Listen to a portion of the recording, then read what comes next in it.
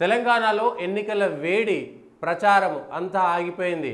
మైకులన్నీ మూగబోయినాయి. నిన్నటిదాకా విన్న పాటలన్నీ మర్చిపోవాల్సిందే. చెవులకు చిల్లుపడ్డటువంటి పాటలన్నీ ఇప్పుడు పక్కకు పోయినాయి. ప్రచారపు బండ్లకు అప్పటికే ఏవైతే ప్రచారం కోసం వాహనాలు వాడిరో దానికి సంబంధించినటువంటి అన్నీ తొలగించేసి అయిపోయింది. మళ్ళీ ఎక్కడికక్కడ అయిపోయింది. నిన్నటిదాకా పాపం ప్రచారానికి పిలిస్తే 100, 200, 300 తిండో తిప్పులో పెట్టేటోళ్ళకి అయిపోయింది. అది కూడా పక్కకు పోయింది. ఎవరు తిండి వాళ్ళు తినాల్సిందే. మరి లీడర్లు పెడితేనే పార్టీ వాళ్ళు పెడితేనే మేము తిన్నామా ఎన్ని రోజులు అనుకుంటే వేరు విషయం. కానీ సరే, పోయేటోళ్ళు పోయిర్రు, తాగేటోళ్ళు తాగిర్రు, తినేటోళ్ళు తిన్నారు, తాగి మర్చిపోయారు.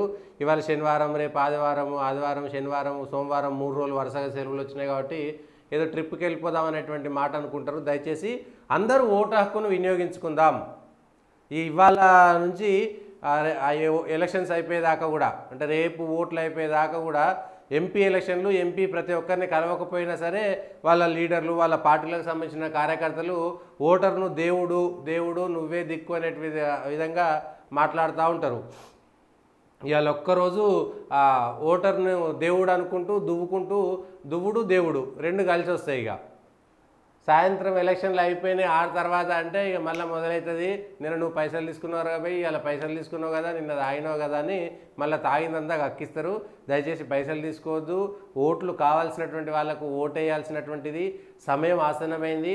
హైదరాబాద్లో ఉండేటువంటి వాళ్ళు హైదరాబాద్లో, లేదా ఇంకొకటి ఏంటంటే హైదరాబాద్లో ఉండేటోళ్ళు ఊర్లలో పోవడం, ఆంధ్రాకి వెళ్ళిపోయేటోళ్ళు ఆంధ్రాలో అసెంబ్లీ ఎలక్షన్స్ ఉన్నాయి కాబట్టి కట్టుకొని అక్కడ ఊర్లలో ఓట్లు ఉండోళ్ళను రవాణా సౌకర్యాలు పెట్టి మరీ తీసుకుపోతారు, ఏ పార్టీకి ఆ పార్టీ వాళ్ళు. ఇక హైదరాబాద్లో ఉండి తెలంగాణ జిల్లాల్లో ఉండేటువంటి వాళ్ళందరూ కూడా 2-3 రోజులు సెలవులు వచ్చినాయి కదా, సొంత ఊరికి వెళ్ళినట్టు ఉంటుంది, 2-3 రోజులు అక్కడ ఉన్నట్టు ఉంటుంది, ఓటేసి రావచ్చు అనేటువంటి మాటతోటి నిన్న శుక్రవారం సాయంత్రమే చాలామంది ఊర్లలోకి వెళ్ళిపోయారు. మరి తెలంగాణ అంటే ఊర్లలో పోతే మంచి కళ్ళు వస్తుంది కాబట్టి ఇప్పుడు కళ్ళు తాగొచ్చు, ఊర్లోకి పోవచ్చు, తినొచ్చు, రావచ్చు, సొంత ఊరికి పోయినట్టు ఉంటుంది. సో కళ్ళు అయితే తాగిరు, ఊర్లలో పోయిన తర్వాత దోస్తాను చాలా రోజుల తర్వాత కలుస్తారు కాబట్టి ఇంత ఆటకూర ఇంత కోడికూర తెచ్చుకొని తినడం అయిపోతుంది. కానీ రేపు పొద్దుగాల ఓటేసడం మర్చిపోద్దు. ఇవన్నీ చేసుకున్నా కూడా రేపు పొద్దుగాల ప్రతి ఒక్కరం అందరం ఓటేద్దాం, విధిగా ఓటేద్దాం. మీకు నచ్చిన పార్టీకి అయితే ఓటేయండి. దయచేసి ఎవ్వరు నోటాకు వేయాల్సినటువంటి అవసరం లేదు.